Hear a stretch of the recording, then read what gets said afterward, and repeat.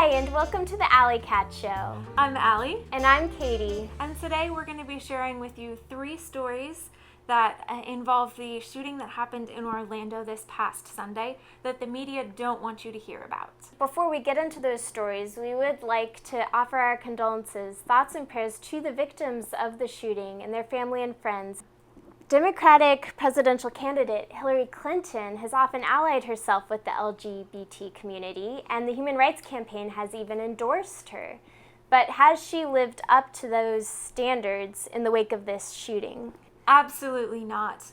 The Clinton Foundation has actually accepted between $25.5 million and $61.6 million from 8 different countries that have terrible, terrible punishments for people who identify as gay. Sentences range anywhere from 3 years in prison all the way up to stoning by death.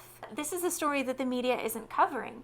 They've covered Hillary's message, which she wrote on Facebook shortly after the shooting, where she said, "We will keep fighting for your right to live freely, openly, and without fear." If the media truly did care about the gay community, they would be telling this whole story and not just covering for Hillary. Now, I'm sure all of you have probably heard Hillary Clinton and other liberals as well using the Orlando shooting as a springboard to push for stricter gun control and everything. Are there any other liberal agendas that people have been pushing because of the Orlando shooting?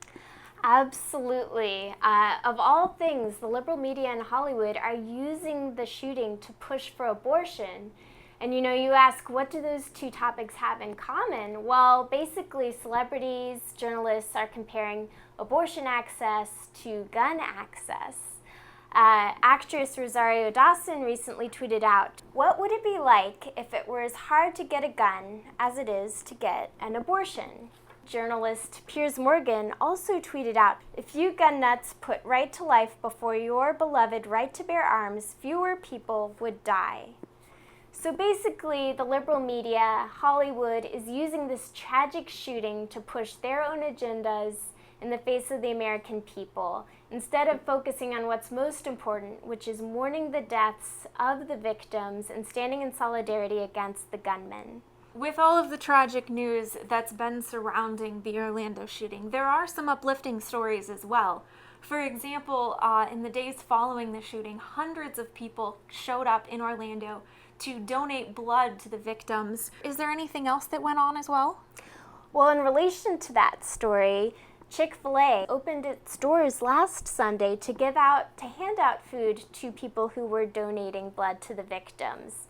But you won't hear about it from the networks. ABC, NBC, CBS did not cover the story during their news shows, which is surprising because they've covered Chick-fil-A in the past when Chick-fil-A's management opposed gay marriage. It's not like they didn't cover the blood drives. They did. They talked about food and drink magically appearing.